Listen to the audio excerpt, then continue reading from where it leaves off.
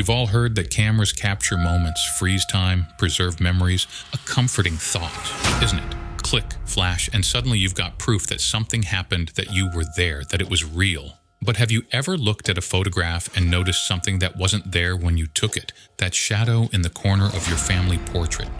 That blur behind your smiling friend. That face in the window of an empty house. They say the camera never lies, but maybe that's because it sees things we can't or shouldn't. Maybe when we point our lenses at the world, something else is looking back through them. Tonight, we're developing some stories that didn't quite turn out as expected. Images that changed between capture and print. So check your settings, adjust your focus, and whatever you do, don't look too long at what appears in the viewfinder. These are 3 stories about cameras, because while you're busy framing the perfect shot, something else might be developing.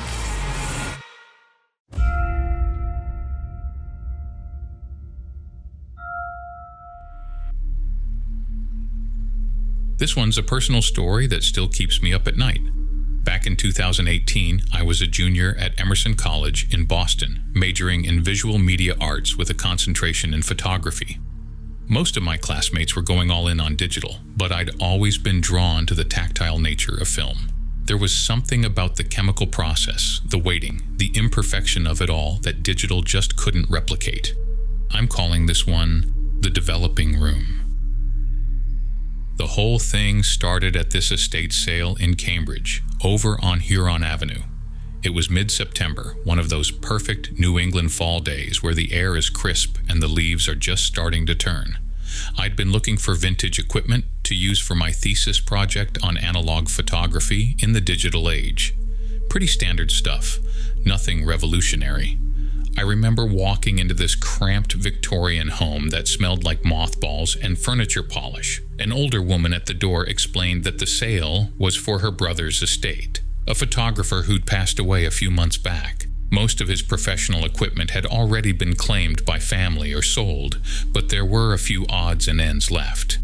In the back bedroom, sitting on a desk under a layer of dust, was this vintage Polaroid SX70.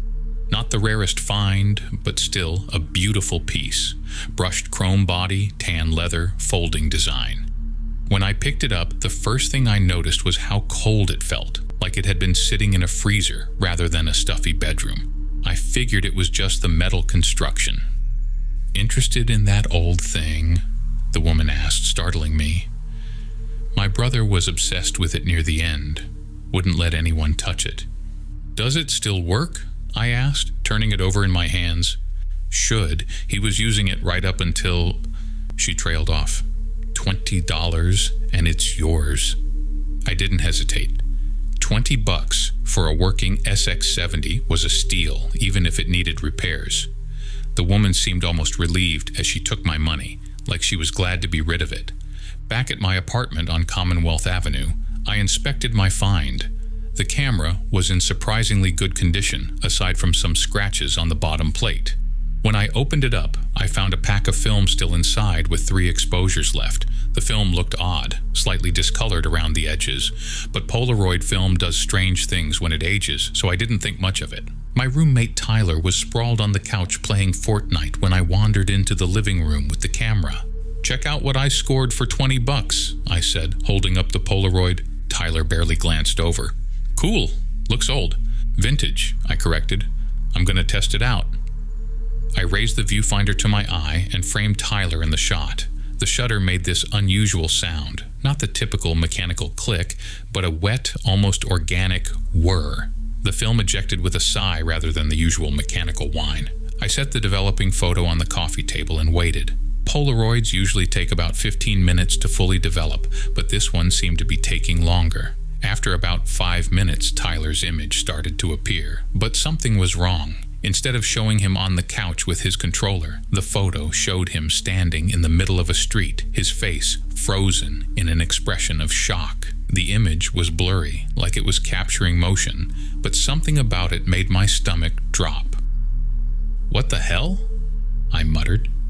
"What's wrong with it?" Tyler asked, finally pausing his game.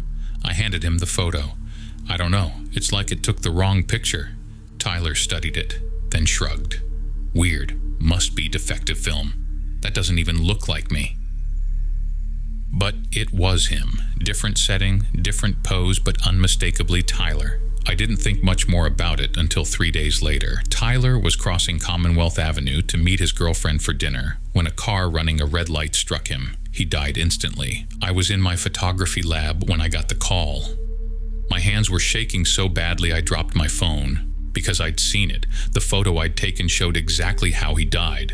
Same street, same shocked expression, same angle. It wasn't a coincidence. It was a preview. I raced home and dug through my desk drawer where I'd tossed the photo. When I found it, the image had changed. It was clearer now, and I could see details that weren't visible before. The headlights of the car, the exact intersection at Commonwealth and Hereford Street, even the time on Tyler's watch, 7:32 p.m., the exact time of the accident. I sat on my bedroom floor for hours, just staring at that photo, trying to make sense of what had happened. It couldn't be real. It had to be some bizarre coincidence, or maybe my mind was playing tricks on me, inserting memories that weren't there. But deep down, I knew. The camera had shown me Tyler's death before it happened. I should have destroyed the camera right then. I should have smashed it to pieces or thrown it in the Charles River. But I didn't. Some sick part of me needed to know if it was real or if I was losing my mind. The next day, I took the camera to my darkroom in the Visual Arts building. My hands were trembling as I held it, feeling its unnatural coldness. There were 2 exposures left. I had to know. Professor Mills was in the hallway outside, erasing a whiteboard. I'd always liked him. He was the one who'd encouraged my interest in analog photography in the first place. Without thinking too much about it, I raised the camera and took his picture. The same wet, whirring sound, the same sighing ejection of film. Back in the darkroom, under the eerie red safe light, I watched the photo slowly develop. At first, there was nothing but darkness. Then, gradually, an image began to form. Professor Mills was in his office, slumped forward on his desk. The angle was strange, like the photo was taken from above. His face was contorted, one hand clutching at his chest. My heart was pounding so hard I could barely breathe. I stuffed the photo in my backpack and ran to his office. He was fine, grading papers and sipping coffee from his Boston Red Sox mug. "Professor Mills," I gasped, out of breath. "Are you feeling okay?" He looked up, surprised. "I'm fine, just a bit tired. Why do you ask?" "No reason," I stammered. "Just, you looked a little pale earlier." He laughed. "That's just my natural complexion. Too many hours in dark rooms over the years." I nodded, backing out of his office. What was I supposed to say? That I'd taken his picture with a cursed camera that showed him having what looked like a heart attack? For the next 2 days, I couldn't focus on anything. I kept checking my phone for news about Professor Mills. I even made excuses to walk by his office between classes. Each time, he was fine, and I felt more and more like I was losing my grip on reality. Then, on Friday afternoon, my phone buzzed with a campus alert. Medical emergency in the Visual Arts building. Classes canceled for the remainder of the day. I ran across campus, knowing what I'd find. A small crowd had gathered outside the building. An ambulance was parked haphazardly on the lawn, lights flashing. I pushed through the crowd just in time to see paramedics wheeling out a stretcher with Professor Mills on it, an oxygen mask over his face, his skin ashen. "Heart attack," I overheard someone say. They found him at his desk. The photo. It had shown exactly how and where it would happen. That night, I sat in my dark room staring at the camera, feeling sick. The remaining photo from Professor Mills had changed, just like Tyler's had. It was clearer now, showing details I hadn't noticed before. Papers scattered across his desk, the time on his computer screen, even the way his glasses had fallen from his face. Professor Mills survived, but barely. He was in the ICU at Massachusetts General for 2 weeks. I visited him once, but couldn't bring myself to go back. Not when I knew I could have warned him somehow.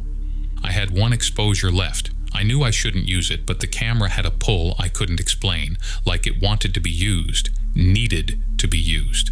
I took the last photo on a Tuesday morning. I was at Darwin's Latte on Cambridge Street, getting coffee before class. The barista was this girl named Jessie who always remembered my order. Medium dark roast, splash of cream, no sugar. She had bright blue hair and this infectious laugh that made everyone around her smile. I don't know why I did it. Maybe I wanted proof that the camera didn't always show death. Maybe I was just hoping for a normal photo for once. I raised the camera and took her picture while she was making my drink. The wet whir, the sighing ejection. This time, I didn't wait to look at it. I stuffed the undeveloped photo into my pocket and left without my coffee, feeling Jessie's confused gaze following me out the door. Back in my darkroom, I watched the third photo develop. At first, there was just blackness like the others. Then slowly, an image of Jessie began to appear. She was in her apartment. I could tell from the tapestry hanging on the wall behind her that I'd glimpsed in her Instagram posts. She was on the floor, eyes closed, skin bluish, empty pill bottle nearby. The image made me physically ill. I bent over the chemical sink and threw up, the acrid smell of the darkroom chemicals burning my nostrils. This couldn't be happening again. I didn't know Jessie well enough to have her number, so I ran back to the coffee shop. She wasn't there. Her coworker said she'd left early, wasn't feeling well. I spent the rest of the day trying to find her. I checked her Instagram for clues about where she lived, scrolled through mutual friends on Facebook, even tried the campus directory. Nothing. I couldn't find her in time. The next morning, I saw the news on the local Boston Patch site. A barista from Darwin's had been found dead in her apartment in Central Square. Suspected overdose. She was 24. The third photo changed too, becoming clearer, revealing details like the exact time on the clock radio beside her bed and the specific pills she'd taken. I couldn't take it anymore. I grabbed the camera and the 3 developed photos and drove out to Revere Beach. It was deserted in the October chill, waves crashing against the shore under a steel gray sky. I stood at the water's edge, ready to throw the camera as far as I could into the Atlantic. But something stopped me, a realization that hit me like ice water. I'd bought the camera from the estate sale of a dead photographer. What if he'd discovered the same thing I had? What if he'd tried to get rid of it too? Maybe the camera couldn't be destroyed. Maybe it would just find its way to someone else, continue its grim work through another's hands. I drove to the campus library instead and spent hours researching the previous owner. His name was Robert Caldwell, a once prominent photographer who'd fallen into obscurity in his later years. The last thing he photographed before his death was a series on the inevitability of mortality. His artist statement talked about how photography was always about capturing moments that would never exist again, about preserving what was already dead the instant the shutter closed. And then I found it, a small article about his death. Robert Caldwell, 68, found dead in his darkroom. The cause, chemical exposure. He'd been processing photos when the ventilation system failed. The article mentioned he was clutching a Polaroid camera when they found him. I went back to the estate sale house the next day, but it was empty. For sale sign in the yard. The neighbors said the sister had moved away right after the sale. No forwarding address. That was 7 years ago. I never used the camera again, but I couldn't bring myself to get rid of it either. It sits locked in a storage unit in Alston that I pay for in cash every month. Sometimes I dream about it, feel its cold metal against my hands, hear that wet, organic shutter sound. I switched majors after that semester. Couldn't stand to be in dark rooms anymore.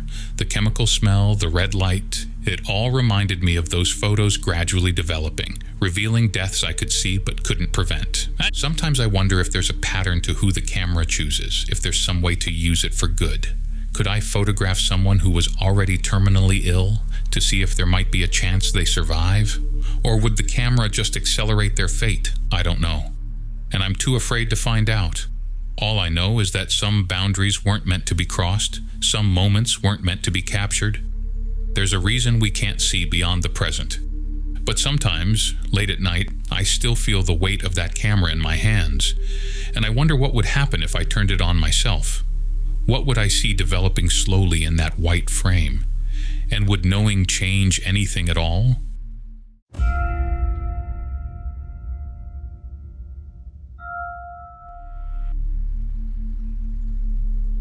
This story was sent in by a listener named Carly from Portland. She says this happened to her last year, and she's only now able to talk about it.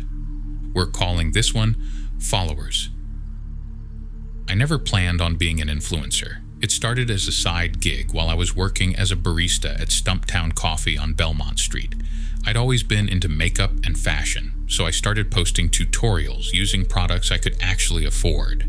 My handle was at Carly on a budget, and I guess people found my DIY approach refreshing compared to all those influencers pushing $60 foundations.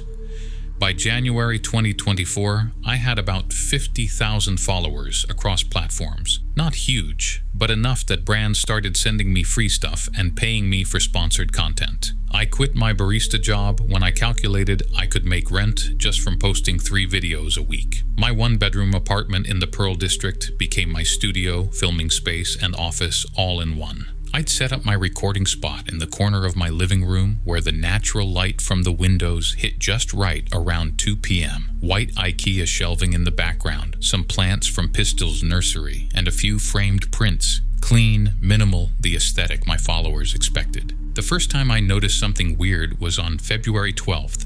I was editing a skincare routine video in Adobe Premiere when I spotted what looked like a dark blur in the background, just to the left of my bookshelf. It was barely noticeable, almost like a shadow or a smudge on the lens. I ran a cloth over my iPhone 14 Pro's camera and re-recorded the outro, thinking nothing of it. 3 days later, I was editing my Winter to Spring Transition Looks video when I saw it again. This time, the blur was more defined. Vaguely person-shaped, standing about 6 feet behind me. Still blurry, but unmistakably there. I scrolled through the raw footage multiple times, pausing and zooming. My heart started racing as I realized it wasn't a smudge or shadow. There was something in my apartment that hadn't been visible to me while filming. I scrubbed through the footage again. The figure appeared exactly 4 minutes and 23 seconds in, right when I was showing how to layer a cropped cardigan over a slip dress. It wasn't there in earlier frames, and it wasn't there after. Just that single moment. I deleted that section and reshot it. When I posted the video later that day, I waited anxiously, wondering if any followers would mention seeing something strange. The comments rolled in, all about the outfits, my makeup technique, questions about where I got my earrings, nothing about a figure. I started checking my footage obsessively. For the next video, I filmed in my bedroom instead, thinking maybe it was just some weird light effect in my living room. I spent an hour recording a review of some Korean skincare products I'd been sent. While editing, my stomach dropped when I saw the figure again, this time standing in my bedroom doorway, still blurry but closer, more defined. I could almost make out the suggestion of a head, shoulders, arms hanging by its sides. I frantically checked my apartment, all doors locked, windows secured. I live on the 7th floor, so it's not like someone could climb in. I even asked my building manager if there had been any reports of break-ins. He looked at me like I was crazy. "We haven't had a security incident in over 2 years, Miss Thompson. Is everything okay?"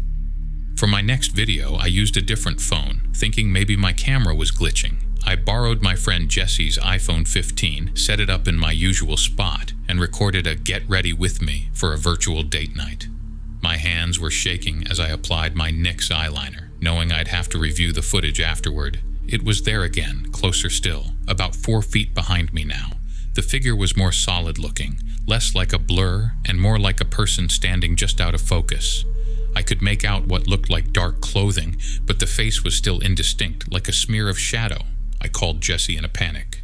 "Do you see anything weird in this footage?" I asked, sharing my screen through Zoom. "Like what? You look great. That Urban Decay palette really makes your eyes pop." "No, behind me. Don't you see it? The person standing there?"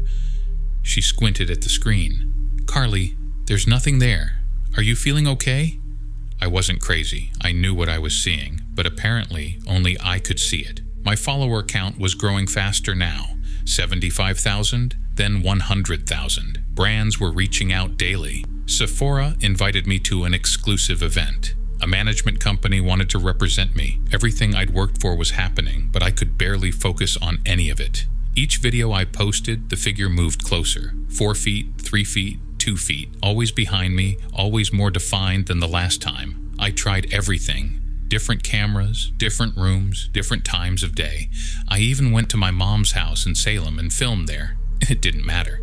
The figure followed. I stopped watching my own content. I'd record, do minimal editing without looking too closely, and post. My followers started noticing something was off. The comments shifted. "Are you okay? You seem distracted. Your eyes keep darting around like you're scared of something. Anyone else notice how tense she looks lately?" My view counts were higher than ever. People love watching a slow-motion car crash, I guess. I tried explaining it to my mom, but she suggested I see someone, said I was working too hard, that social media was messing with my head. Maybe she was right. I booked an appointment with a psychiatrist who prescribed me Lexapro for anxiety. It didn't help. I could still see the figure in my footage, now standing directly behind me, close enough that if it had breath, I would have felt it on my neck. By April, I was barely sleeping. I'd wake up in cold sweats, certain someone was in my apartment. I installed a Ring camera in every room, but they never showed anything unusual. Just me, pacing at 3 a.m., checking locks I'd already checked 5 times. My content had changed. My followers noticed. The bright, bubbly Carly was gone. In her place was someone with dark circles under her eyes, someone who jumped at small noises off camera, someone who kept glancing over her shoulder mid-sentence. "Is your apartment haunted or something?" one comment read. "This feels like we're watching a horror movie in real time," said another. "I should have stopped posting. I should have thrown my phone into the Willamette River and disappeared." But there was something compelling me to continue. Some sick need to know what would happen when the figure couldn't get any closer. On April 23rd, I hit 250,000 followers. I decided to do a live stream to thank everyone. No editing, no cuts, just me talking directly to my audience for 20 minutes. Maybe the figure wouldn't appear in a live video.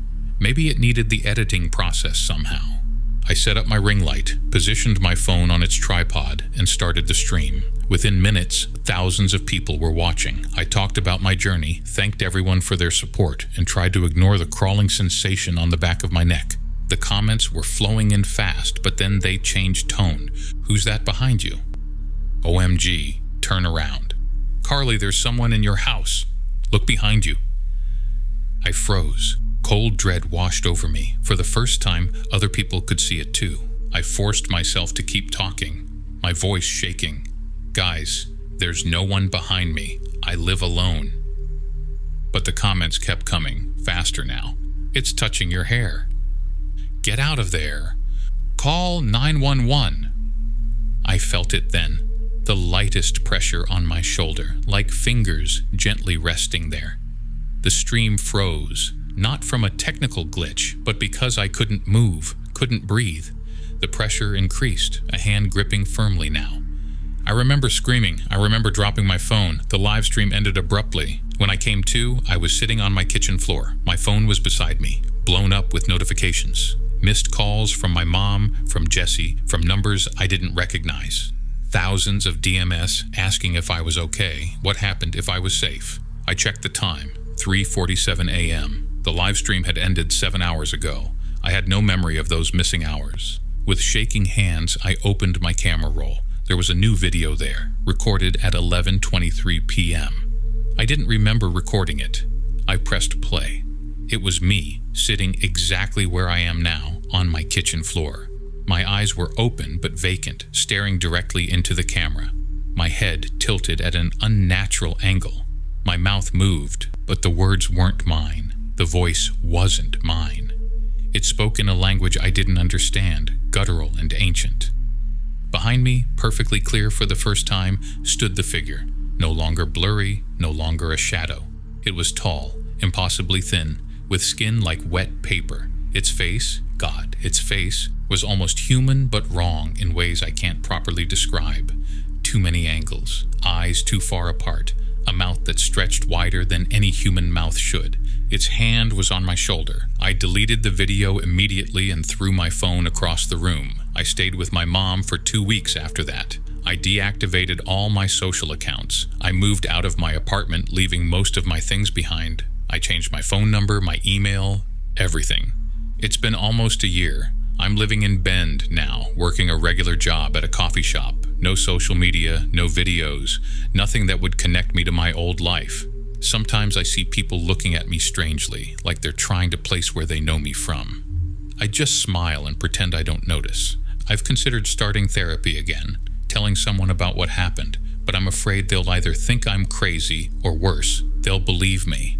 The thing is, I don't think it's gone. Sometimes when I catch my reflection in a store window or my rearview mirror, I see something behind me, just for a split second, just at the edge of my vision. And when I turn around, there's nothing there. But it's getting closer again.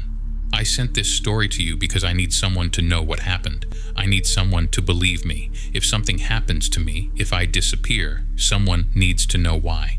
And please, if you share this, tell your listeners. Be careful what you invite into your life when you point that camera at yourself. Not everything that watches you means well. And once it sees you, really sees you, it never looks away. Some things are meant to stay in the background, and some followers never unfollow.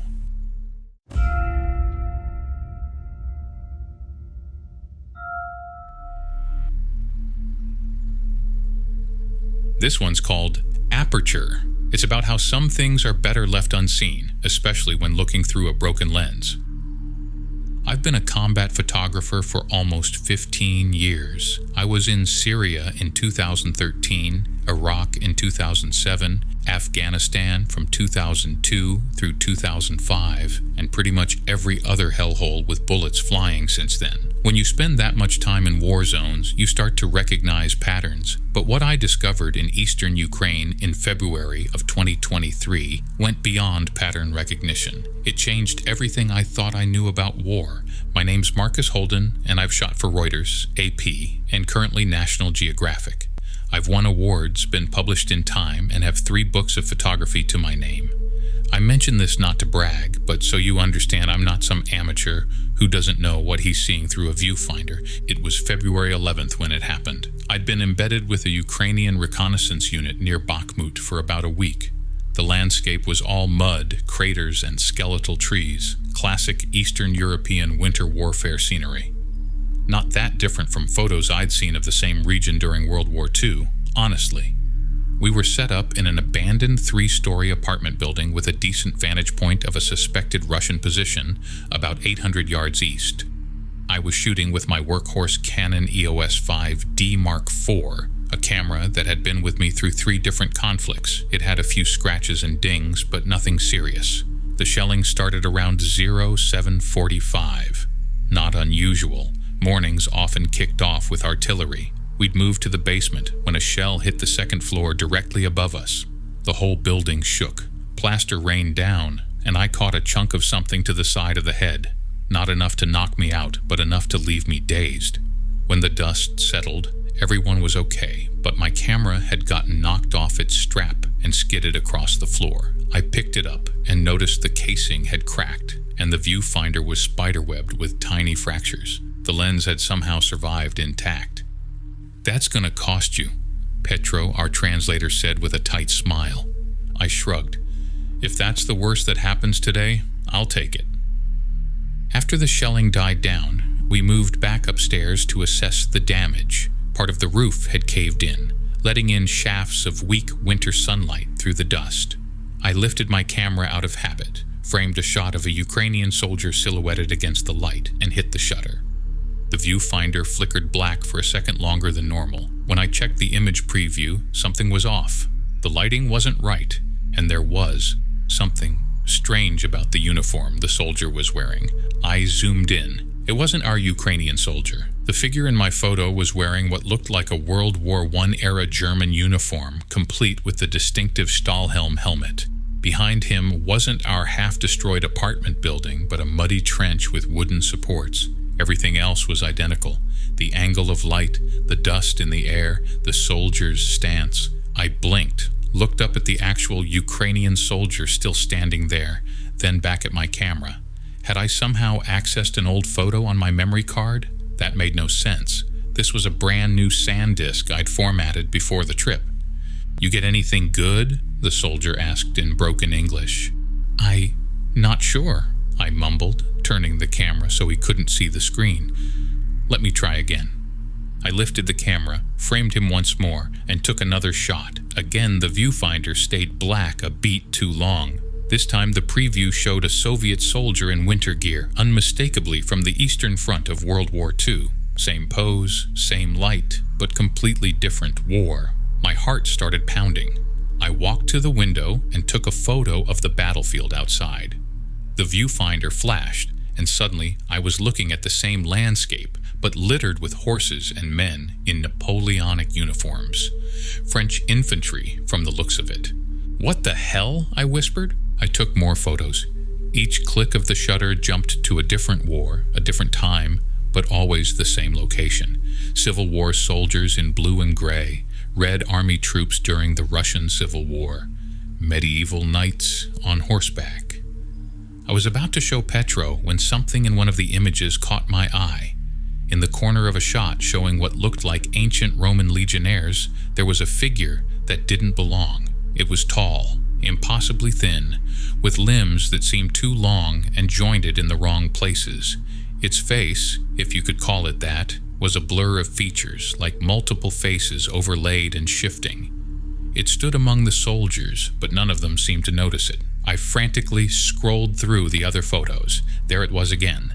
In the Napoleonic scene, standing beside a fallen horse. In the World War II photo, lurking in a bombed-out building. In every single battle, across centuries, the same entity stood watching. "Marcus? You okay?" Petro's voice seemed distant. "You look like you've seen a ghost." I must have looked insane, sweat pouring down my face, hands shaking as I clutched my camera. "I need to check something," I mumbled, and retreated to a corner where I could examine the photos more carefully.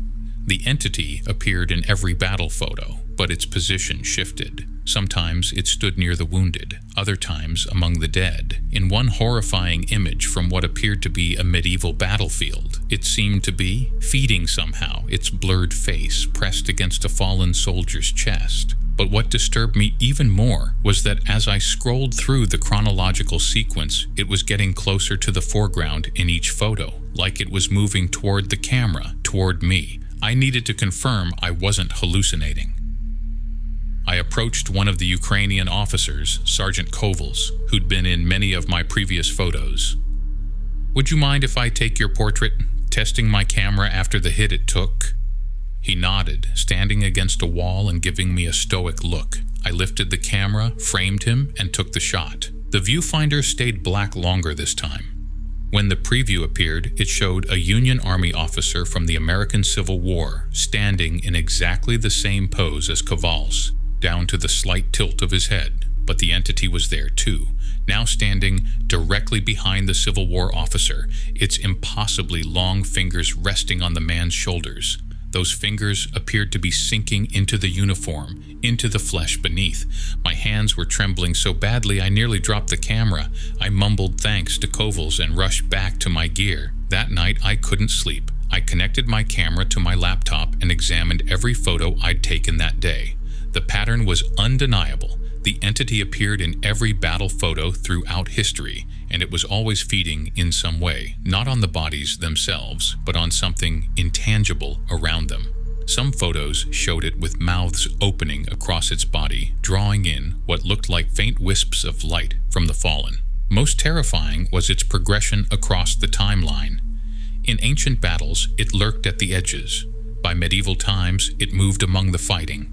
By World War II, it stood boldly among the troops, feeding openly, and in my most recent photos, it seemed aware of the camera, of me. I had to know if this was real. The next morning, I took photos of mundane things, our breakfast, soldiers cleaning weapons, a stray dog that had wandered near our position. Normal photos, normal time. But the moment I photographed anything combat-related, a soldier scanning for enemy movements, artillery damage, distant smoke, the camera jumped through time, and the entity appeared. I started going through my older work on my laptop, photos from Afghanistan, Iraq, Syria. I'd never noticed before, but now I could see it, there, in the background of a photo from Fallujah, 2004. A blurry, too-tall figure standing among Marine Corps troops.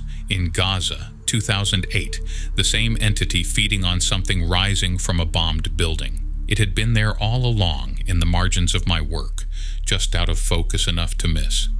That afternoon, heavy shelling began again. I found myself photographing frantically as Ukrainian and Russian forces exchanged fire. Each photo jumped through time. The same battlefield, different wars. World War I, World War II, Cold War, skirmishes, ancient conflicts. But something had changed. The entity was now in the foreground of every historical photo. Its faces turned directly toward the camera, toward me. And in each successive photo, it seemed closer, larger, more defined. In the last photo I took that day, it filled almost the entire frame. Countless mouths open in what might have been hunger or rage or both. I deleted the photos, all of them. I formatted my memory card, then physically broke it in half. I was ready to smash my camera too, but something stopped me. I needed evidence, needed to understand. That night, we relocated to a different position after intelligence suggested our location had been compromised. I sat in the basement of our new hideout, staring at my camera, afraid to use it, but unable to let it go. I took a selfie, just to see.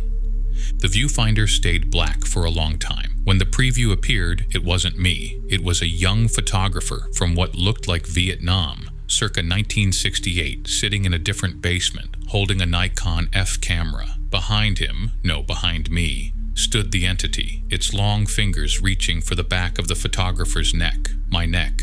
I dropped the camera with a cry. When the Ukrainians asked what was wrong, I made up something about seeing a spider. They laughed, called me a city boy.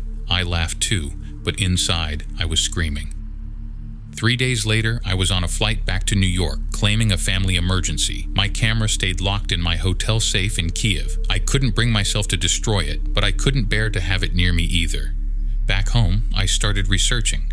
I dug through historical war photography, paintings of ancient battles, medieval tapestries depicting conflicts. Once you knew what to look for, it was there, sometimes obscured by damage or artistic limitations, but present. A too tall figure with too many limbs, standing among the dead and dying across human history. I found it in Roger Fenton's Crimean War photographs from 1855, in Matthew Brady's Civil War collections, in the margins of Francisco Goya's The Disasters of War etchings, in Roman friezes depicting battles against Carthage. Always watching, always feeding, I contacted a military historian at Columbia, Dr. Eleanor Wright. I didn't tell her everything, just asked about recurring symbols or figures in war artwork throughout history. She mentioned several. Gods of war like Mars and Ares, Valkyries, psychopomps who collected the dead. There's one odd recurring motif, she said over coffee at a campus cafe. Not widely documented, but I've noticed it. A tall, thin observer figure that appears in battle depictions across unrelated cultures. Medieval Europeans called it the battlefield gleaner. Native Americans had names for it too. Always described as collecting something from the dead or dying, not bodies, but something else. Souls? I suggested, my mouth dry. Dr. Wright shrugged. Energy, life force, souls, whatever terminology fits your worldview. The consistency is remarkable across cultures that had no contact. Japanese scrolls from the 12th century describe the same entity as Mongolian shamanic accounts. I haven't picked up a camera since Ukraine. I left my Canon locked in that Kyiv hotel safe. My agent keeps asking when I'm returning to work. Publishers are offering assignments. I turn them all down. Because here's what haunts me. I don't think my damaged camera revealed something that wasn't there before. I think it merely allowed me to see what's always been present, but just beyond normal perception. That entity has been feeding on human conflict for millennia. It's been in every battle I've ever photographed. It's probably in Ukraine right now, gorging itself. And the worst part? The absolute worst part? In the selfie I took, the one showing another photographer from Vietnam, I noticed something in the background I'd missed initially. A newspaper on the table beside him, dated April 29th, 1968. According to my research, the photographer in that image, Robert Kelvin from United Press International, disappeared in Saigon on April 30th, 1968. His body was never found. The The entity doesn't just feed on war's aftermath, it feeds on those who witness it too. And I think it knows I've seen it. I wake up sometimes feeling long, cool fingers on the back of my neck, and in the corner of my bedroom, just at the edge of my vision, I see something tall and thin standing perfectly still, watching me, waiting.